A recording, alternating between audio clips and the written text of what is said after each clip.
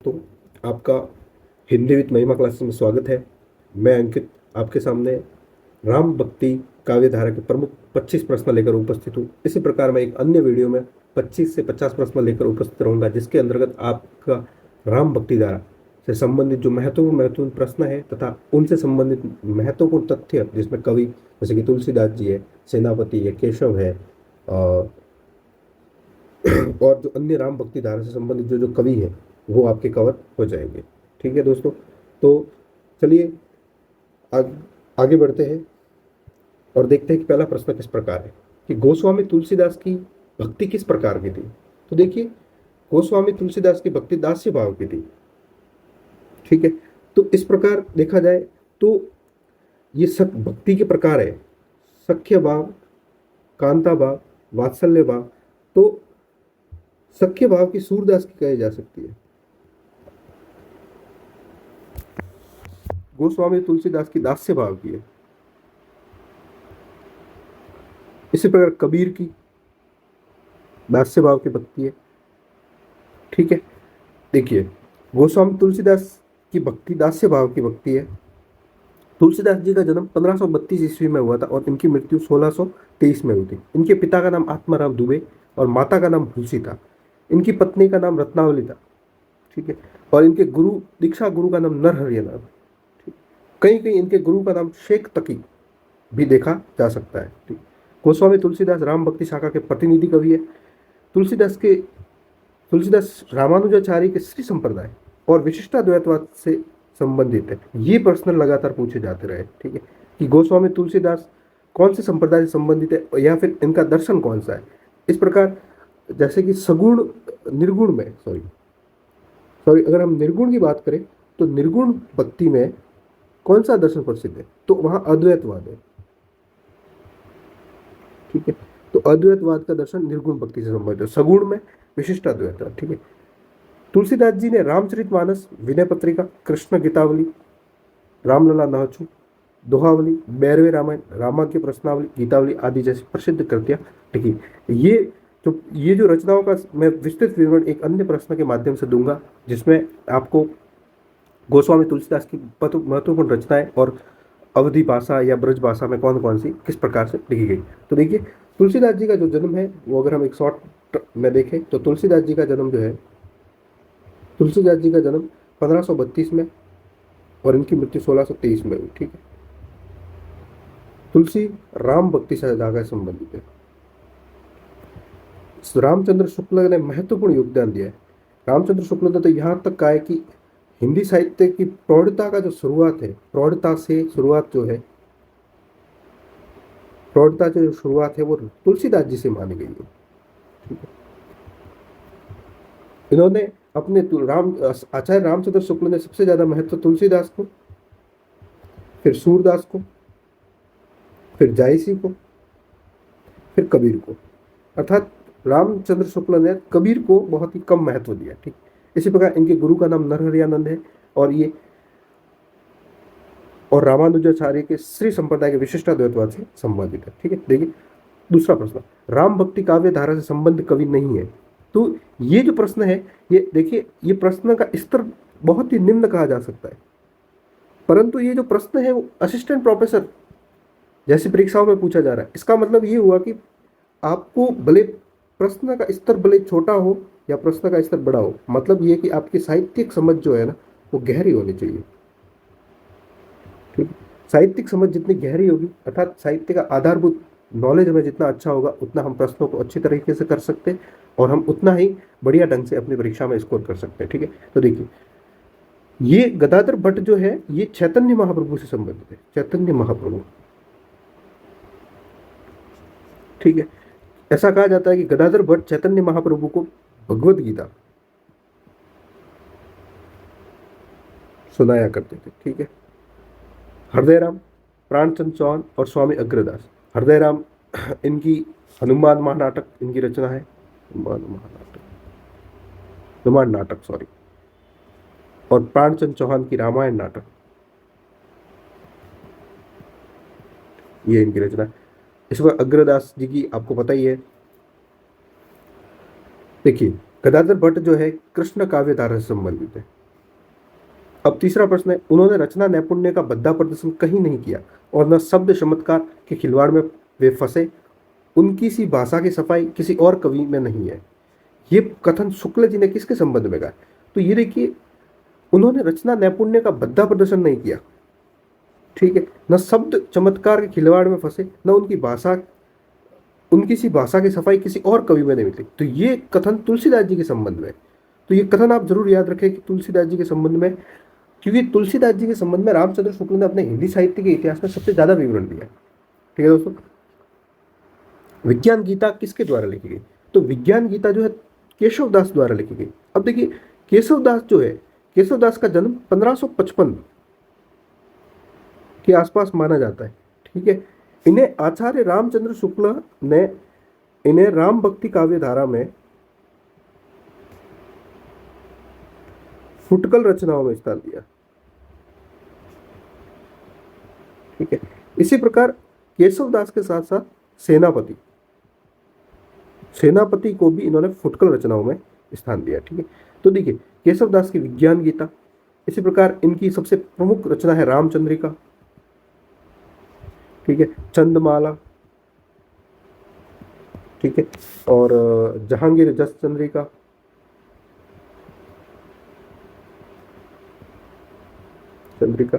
और जहांगीर जस चंद्रिका, उसके बाद विज्ञान गीता, ये ऐड कर लो। इसी प्रकार इनकी बहुत सी रचनाएं हैं, ठीक है, जिसमें वीर और श्रृंगार। अब आप अगर रामचंद्रिका के संदर्भ में हम बात करें तो ये जो रचना है वो 1603 ईस्वी की है। ठीक है, इनकी सबसे महत्वपूर्ण रचना एक कविप्रिया भी है। इसी प्रकार इनकी कम से कम 10 से 12 रचनाएं जो महत्वपूर्ण है, आपको उन महत्वपूर्ण रचनाओं के नाम याद रखने, और केशव दास से संबंधित जरूर सवाल पूछा जाता है, ये आप याद रखें। ठीक है, देखिए, चंदमाला जो है, चंदमाला और रामचंद्रिका, नहीं सॉरी, कविप्रिया और रामचंद्रिका, जहांगीर जस चंद्रिका, ये जो है ये बहुत ही महत्वपूर्ण रचना है।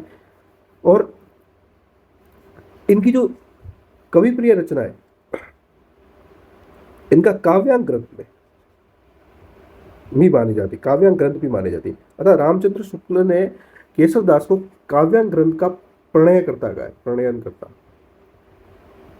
ठीक है दोस्तों, और सेनापति की काव्य रत्नाकर और काव्य कल्पद्रोण, ये रचना इंपोर्टेंट है। सेनापति की विशेषता ये है कि इन्होंने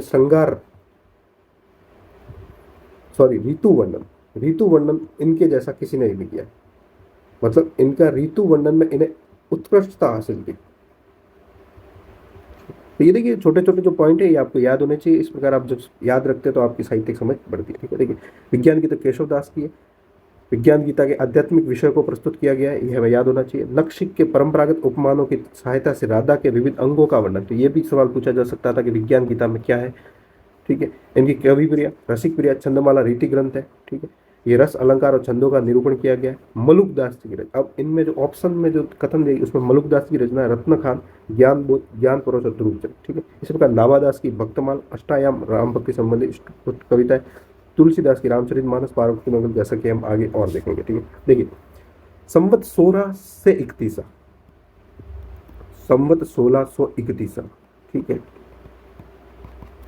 कथा हरिपद धर सीसा। तो ये कथन किससे संबंध में? तो ये कथन रामचरितमानस से संबंधित है, और रामचरितमानस तुलसीदास जी का आधारभूत ग्रंथ है।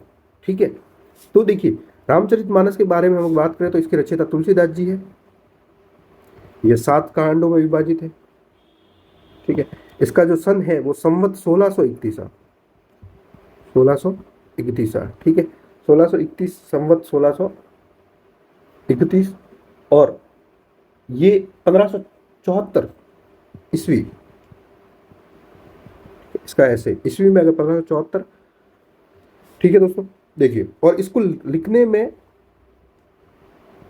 2 वर्ष 7 माह और 26 दिन का समय लगा था। ठीक है, और इसको मंगलवार के दिन प्रारंभ किया गया था। अब देखिए, हम रामचंद्र के मानस के बारे में देखिए, संवत 1631, चैत्र शुक्ल रामनवमी मंगलवार को। ठीक है, 2 वर्ष 7 महीना 26 दिन का समय लगा। रामचरितमानस तुलसी का एक विशाल महाकाव्य है। अर्थात आप कह सकते हैं कि तुलसीदास जी की जो ख्याति प्राप्त जो ग्रंथ है वो रामचरितमानस ही है। ठीक है, देखिए अब कवित रत्नाकर का लेखक कौन है? तो कवित रत्नाकर का लेखक सेनापति है। जैसा कि मैंने आपको ऊपर बताया था, ये देखिए सेनापति का ग्रंथ है, ये काव्य कल्पद्रुप इनका अन्य ग्रंथ है। ठीक है, सेनापति का संपूर्ण काव्य ब्रज भाषा में, और शुक्ल ने इन्हें ऋतु वर्णन का सबसे बड़ा श्रृंगारी कवि माना। जैसा कि मैंने आपको ऊपर बताया था कि शुक्लदास जी ने सॉरी रामचंद्र शुक्ल ने इनकी ऋतु वर्णन का सबसे बड़ा श्रृंगारिक कवि मानकर इनकी प्रशंसा की है। ठीक है, देखिए अब 7वां प्रश्न, ब्रज भाषा का कौन सा कवि ऋतु वर्णन के लिए प्रसिद्ध है? तो देखिए ये ऊपर एक्सप्लेनेशन है। आप अगर इन पीडीएफ को देखते हैं और पढ़ते हैं तो देखिए ये ऊपर एक्सप्लेनेशन और नीचे प्रश्न रखा गया है। हालांकि ये प्रश्न जैसे जहां से भी मैंने इकट्ठे किए या बनाए हैं वो बात अलग है, बट इन प्रश्नों का क्रम इसी प्रकार से रखा गया है कि आप उत्तर पढ़ के दूसरा सवाल आपके सामने तुरंत तैयार हो सके। ठीक है, तो ऋतु वर्णन के लिए विख्यात है सेनापति। सेनापति को किसने ऋतु वर्णन का सबसे बड़ा श्रृंगारिक कवि माना? तो रामचंद्र शुक्ल। ये भी सवाल आपके सामने हो सकता है। ठीक है, देखिए अब सेनापति का जन्म के बारे में देखते हैं। इसी प्रकार देखिए सेनापति का जन्म, फिर सेनापति की कौन कौन सी रचना है ये, फिर कवित रत्नाकर काव्य कल्पद्रुम। ठीक है, और इसके संदर्भ में शुक्ल जी ने क्या, ये बड़े ही हृदय के कवि है, ऋतु वर्णन इनके जैसा किसी और श्रृंगारी कवि ने नहीं। तो ये देखिए आप सेनापति से संबंधित सारा सब कुछ इस वीडियो, इस छोटे से 4 लाइनों के माध्यम से आप देख सकते हैं, और इससे ज़्यादा सेनापति के बारे में मुझे नहीं लगता कि पूछा जाएगा। ठीक है, 8वां, तुलसीदास जी ने निम्न में से किस गुरु से शास्त्रों का अध्ययन किया? ठीक है, तो शेख सनातन, शायद मैंने ऊपर शेख तक ही बोला था, सॉरी शेख सनातन इनके गुरु का नाम, और ये शास्त्रों का अध्ययन शेख सनातन से किया, और जो आध्यात्मिक अध्ययन है वो नरहरियानंद से किया।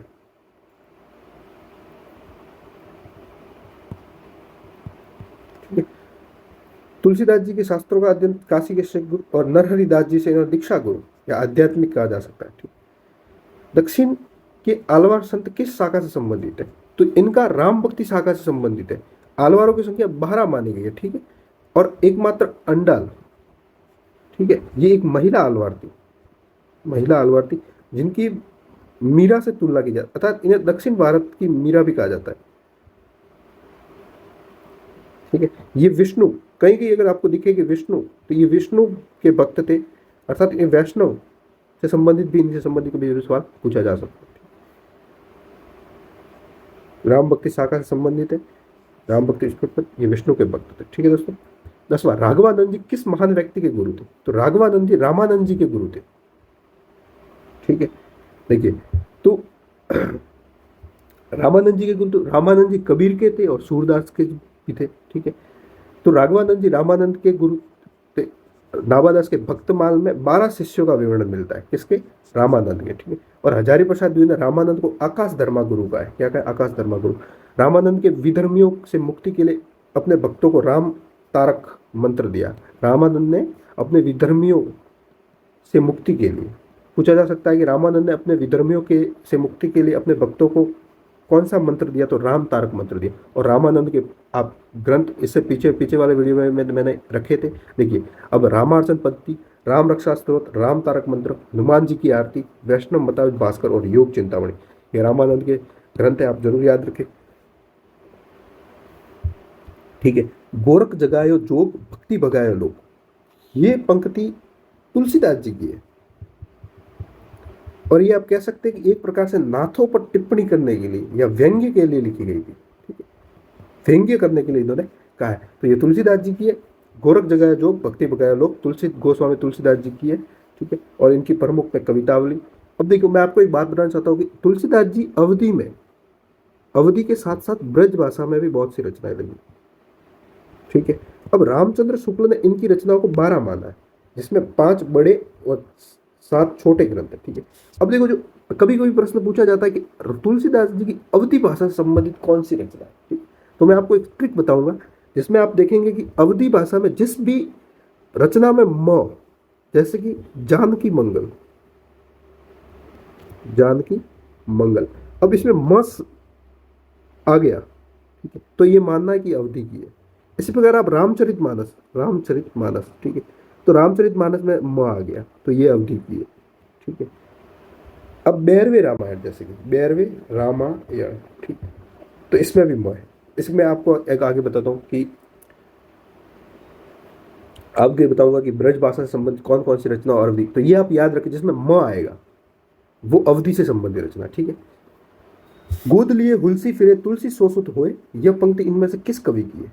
तो ये पंक्ति रहीम की है। ठीक है। रहीम ने तुलसीदास जी के बारे में कही है। ठीक है। तो ये पंक्ति रहीम की है और रहीम और तुलसीदास परम मित्र थे। ऐसा कहा जाता है कि रहीम को रामचरितमानस सबसे पहले सुनाई थी, रामचरितमानस। ठीक है। तुलसीदास जी एक गरीब व्यक्ति की सहायता के लिए रहीम के पास एक पत्र भेजा था जिसमें उन्हें यह आधा दोहा लिखा, सुरतीय नृतीय नागतीय सब चाहती अस होए। और जब इसका उत्तर देने के लिए रहीम ने यह कि गोद लिए हुलसी फिरे तुलसी सोसुत हुए, तो आपसे यह भी पूछा जा सकता है कि पहली पंक्ति किसकी है और ये दूसरी पंक्ति किसकी है, या फिर पूरा एक दोहा दे के फिर पूछा जा सकता है किसकी है, तो आपको रहीम। ठीक है। फिर अगर दूसरा आंसर तुलसी से संबंधित मानना है। अब देखिए 13वां प्रश्न, रूपकों का बादशाह किसे कहा जाता है? तो ये तुलसी की एक, रूपकों का बादशाह तुलसीदास जी को कहा जाता है। ठीक है। इस प्रकार नाभादास ने इन्हें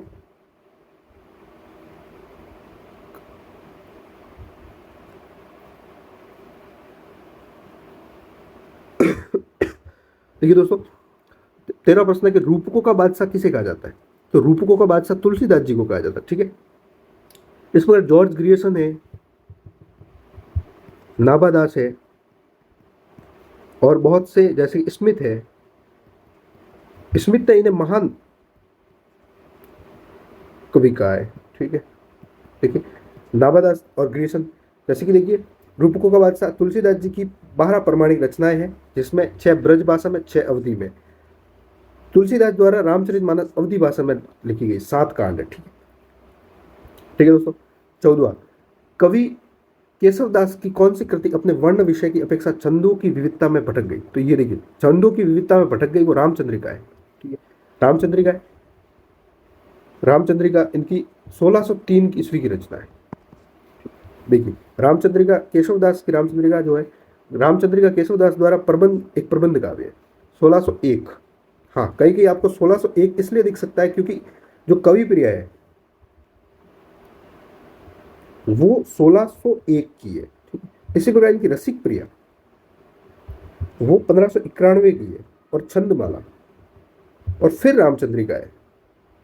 ठीक है। इसी प्रकार जहांगीर जस चंद्रिका, फिर विज्ञान गीता, ठीक है, वीर सिंह देवचरित, ये रचनाएं जो है ये केशव की है और जो कवि प्रिया वो 1601 और फिर रसिक प्रिया इससे पहले, फिर चंदमाल, फिर रामचंद्रिका। तो रामचंद्रिका आपके कवि प्रिया के बाद ही रखनी है। तो इस प्रकार से कहीं इसका उनका उल्लेख 1603, हालांकि प्रमुख जो है वो प्रमुख जो इसका जो कालक्रम माना गया वो 1603 माना गया।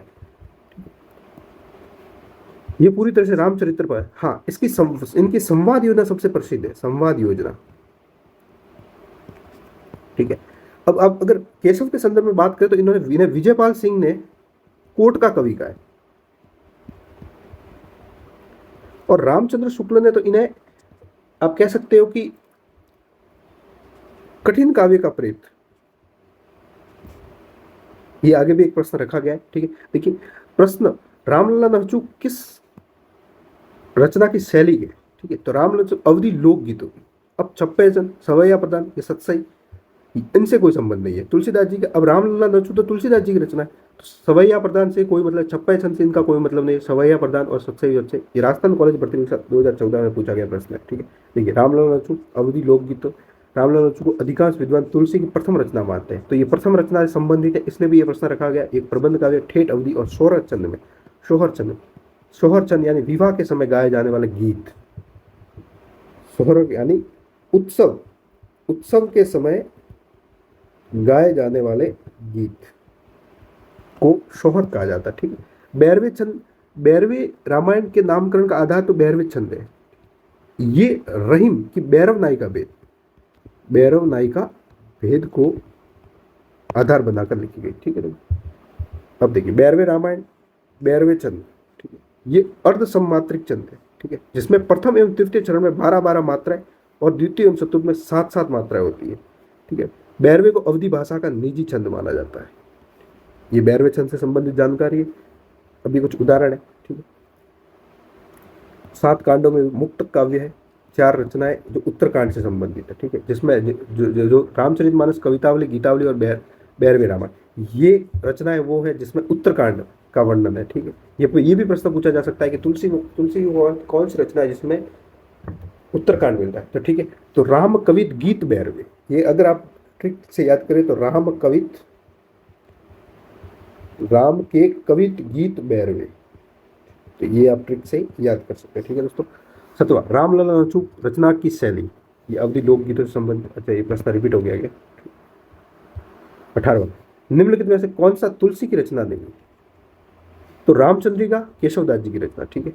अब देखिए, अब तुलसीदास जी की समस्त रचनाएं रखी गई है और केशवदास की भी साथ साथ में। तुलसी की रचनाएं में वैराग्य संपत्ति, रामाज्ञ प्रश्न, रामलला नहचू, इसको जानकी मंगल, रामचरितमानस, पार्वती मंगल, कवितावली। अब देखिए, कृष्ण गीतावली जो है इसमें म नहीं है, ठीक है। गीतावली में भी म नहीं है, विनय पत्रिका में भी म नहीं है, दोहावली में भी म नहीं है, इसको 12वें रामायण में है, कवितावली में भी म नहीं है। तो इन जिसमें म नहीं है ये ब्रजभाषा की रचना है।